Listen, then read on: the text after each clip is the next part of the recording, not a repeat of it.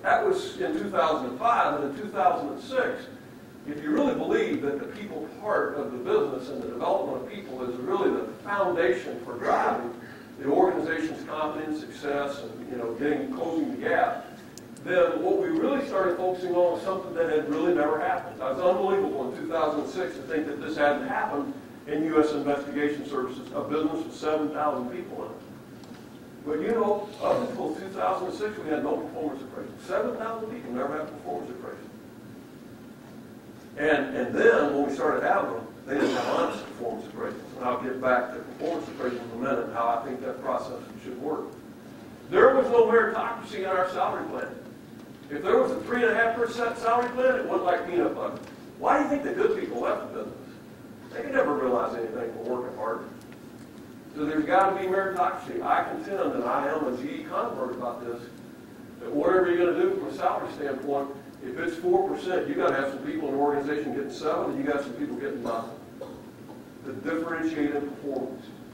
We have regular organization and staffing reviews on a monthly basis. We built a bench. You heard Tony talk about a succession plan. You don't run a business in GE without a succession plan. 3 levels down. Somebody that's ready now, somebody that'll be ready in 12 months, and somebody that's ready in 12 to 24 months. Every year I have responsibility for me and my senior leadership team and their direct reports to have 3 people that I can put on the chart with a succession plan. We didn't have any succession plan in USIS. And then development training. We had an organization that had 3,000 investigators in the field. We had a relationship between an investigator and a district manager 41 to 1. Why do you think we had 25% turnover? There was no coaching. There was nobody to talk to, nobody to listen to. You couldn't get anything done.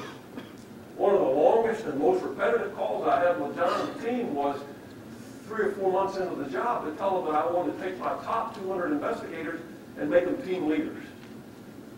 It was going to cost us $14 million, and we already were missing the EBITDA number. But I believe that development and having accountability and having people and leading them and implementing our changes would get the most results. And thank goodness, that was the pleasure of working for a private equity company they bought in, because we didn't have to report the next quarter's earnings. And it really catapulted us into a business that achieved phenomenal things from an earnings perspective. So when you looked at USIS, and you looked at how the business was running when I walked into it, short of these processes and change and views and things that we were going to do, the business was really running kind of an all-for-one strategy. We had these 3 businesses at corporate headquarters, and everybody was sailing their own boat, doing their own thing.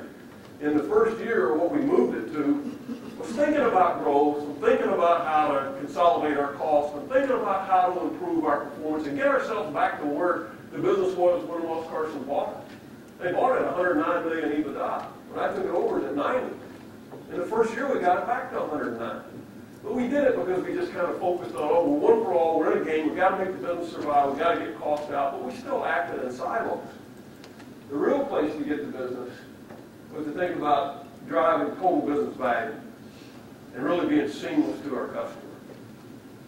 And really creating, business that sails under the banner of one company and gets all the best of it and looks for the market opportunities, the cost opportunities, the growth opportunities, the promotional opportunities. We had never taken a person from one of these businesses and given them a leadership opportunity in another business.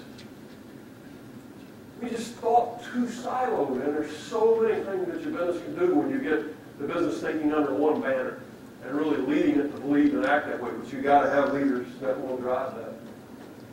The fourth one's about results. And again, I said, it's at the end of the day, it's how you get measured. Well, I can tell you about all the great things that I did up to this point in the presentation, tell you about how well it went. But it's the results that, Tony stood up and said, hey, look, this man, one of our former portfolio companies, did a turnaround, great financial results, and, everybody loved you at Wells Carson for that. So they didn't love me for the other things. They loved me because the other things got us to that. So this is always how you're going to get measured. You got to accept that, and you got to tell your team that. I'm a huge Auburn Tiger fan. They play LSU on Saturday. Auburn's 5th in the country, LSU's 6th. I think Auburn's got the Heisman Trophy candidate for quarterback in camp. But at the end of the day, we'll measure their success based on the scoreboard at the end of that game. And that's the same way your business is going to get measured.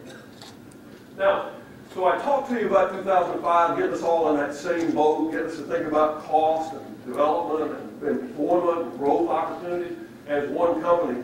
We had to take it to another level.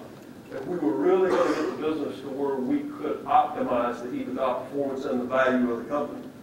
So in 2006, we got to move from the basics of cost and the basics of communication and organization building I'm telling you about. We really had to move to having strategy, having visibility, and really executing. And executing, defined in Webster, is to carry out fully.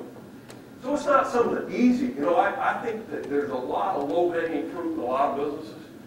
Once you get the low-hanging fruit, there's still a lot of opportunity. It's not as easy, and you really have to carry out fully to get there. I'll show you what I mean. These are measurements and objectives that are very commonplace in the General Electric company.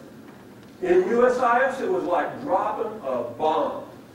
You're not really going to measure some of this stuff, are you? We're not really going to have to go get all this stuff. We're not really going to have to talk about this.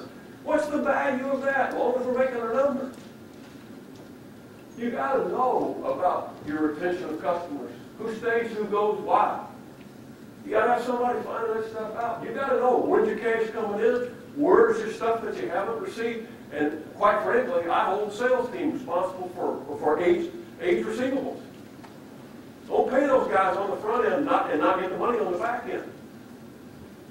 Investments. Well, CapEx is not free money. What we're going to spend it on, what's the return we're going to get out of it? How much are we going to spend? How much do we have to spend? Why should that be the project that we spend it on? Price. What's your market doing? What's your competition doing on price? We had no idea what our competition was doing on price. And then when we took price action, we had no idea that we realized. Win-loss. What did you win? What did you lose? Why did you lose it? What are you going to do about it the next time? What did you take away from that? Then operations and revenue. But you get what you measure. I'm a true believer in that. Got that, just ground into me, tattooed into me in GE. And these are the kind of metrics that go to the next level in a lot of businesses that haven't thought about that stuff yet. And then productivity, much more than cost control. I really think about productivity as an engine. So I described to you a lot of things that we did in the business, and we focused it on people and teams and process. And if you really do that, you get good delivery and speed and quality, and you go to market better than other people in your industry. And the result of that is that you get customer value. You not only become competitive, but you get customer value, you grow, you get business success, and you get to reinvest. So the engine feeds here, goes to the customer, comes out, reinvest. And it's a great way to think about productivity because people always think you're pushing too hard to get results. You're thinking about it to be able to pay them. You're thinking about being able to invest in the business in the future. You're thinking about it to satisfy your customer. You're thinking about it as a continuum for your business so it never ends. Productivity is lifeblood, never ends. You got to always be thinking about this journey. And then to go back and talk about the strategic plan just a minute. This is just fundamental kind of GE stuff. You may have seen a little bit of this last year. But I think you don't just, get in a room and in 2 hours you decide what your strategy is. I think your strategic sessions that we had at USIS, we did them for a week. We went off-site early part of the year, did strategic sessions for a week, and then invited John, Clark, and Mike Donovan to come in and spend the last half of the day with us, reviewing strategically what we thought about our market, about where we were going, why we were going there, what we thought we could accomplish. And then you do all that stuff in the May time frame, it should lead to the foundation for a budget in the November time frame. How can you establish a budget on what your growth is going to be in revenue if you don't have some rationale for where you're going from a market and strategy standpoint?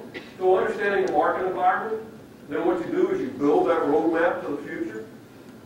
You build the organizational capability to support that. You can't start something if you don't have the right people to lead it. You set those resources. Most of your resources are still going to be day to day. But if you're going to start something new, you've got to put some resource into it. You got to set it up for them to run it. Then you got to understand the performance. Again, it gets back to all the metrics I talked about. And I think if you do that, you end up, delivering to your shareholders, which is why we're in business. I thought about this growth, playbook, playback approach, and that really is, to try to get people to embrace it in a simpler chart, and that is you just get a market overview, what's happening, where you're going in the market, and then you dream a little bit. What could you do different in your core that you aren't doing today? What could you do in adjacencies? What could you do as a new business off of what you got? And I think if you don't allow some time in your business for dreaming, you know, we had pretty significant, we were doing background investigations for the federal government. We went through this strategy session, and we went into one of the dreaming sessions and said, how can we take this competency and go into a different market? The market we ended up going to was going after all the police and firemen organizations across the country for background investigations. We already had people in every location. They usually pull a fireman or a detective off the street to do a background investigation for a new hire, and that business is building and thriving today. But we never got there if we hadn't taken the time to dream about doing something outside of what we were doing today. And then what I always demanded was a simple one-pager. If we were going to go do something and we were going to go spend money on it, what's the idea? And why is it an opportunity? What's the market? What's the size and the growth rate of the market? What's been our share or our past experience? Have we ever done anything there? What's the relationship to our existing business? As I just described to you, there was some relationship what we were doing, but it was a brand new market we were going into. What's the customer need? Why do you think that we can sell this to a customer? And then, who we're going to compete with? Sometimes when you think you're going to get a lot of growth and you're going to really change your business, and you start looking down the front end, you don't ask enough questions, and the next thing, 6 months later, you're wondering, gee, we sunk $20 million in this. Wonder why we aren't winning. Wonder why we aren't winning. Didn't ask enough questions, didn't get enough accountability on the front end. But I think what I've described to you is now building a performance pyramid. And this is the performance pyramid that built all three of these businesses. But you start with a vision, and then you have a mission that will support that vision, and then you're supporting strategies for the mission. And that's really where your success factors and your strategy kind of collide. You put the people and the processes in, you get a very strategic focus on your business, you define how you're going to execute, you get growth because you do execute and reinvest in the business, then you get to the side. Do an IPO, sell it, keep running it, and grow it to something bigger and be more acquisitive. But it all starts at the bottom, building up and understanding those gaps and getting the right people and the right processes in place to close them.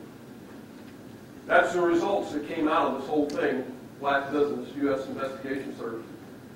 And what you can see is that for the most part, short of a small amount of acquisitive opportunity, Welch Carson's initial investment, this is a great business. We just need to take it to the next level. Got it to the next level, and then took off with it. And fundamentally, the business was sitting on a pile of cash. There's a 13-month backlog in background investigations for the federal government. And we were the sole provider. 13-month backlog, and the government requirement was to do it in 90 days. So we were not only sitting on a pile of cash, but a failing business that didn't have a future. But you can see that, we sold the business. We exited in August of 2007, just a month before the window closed. We were very fortunate in that regard. It actually closed at 154. We thought it was 150. I ran it for another year and then moved into the current role I'm in, and when I left, we were at 184. So we doubled the EBITDA in a 4-year period, mostly organic, with some new market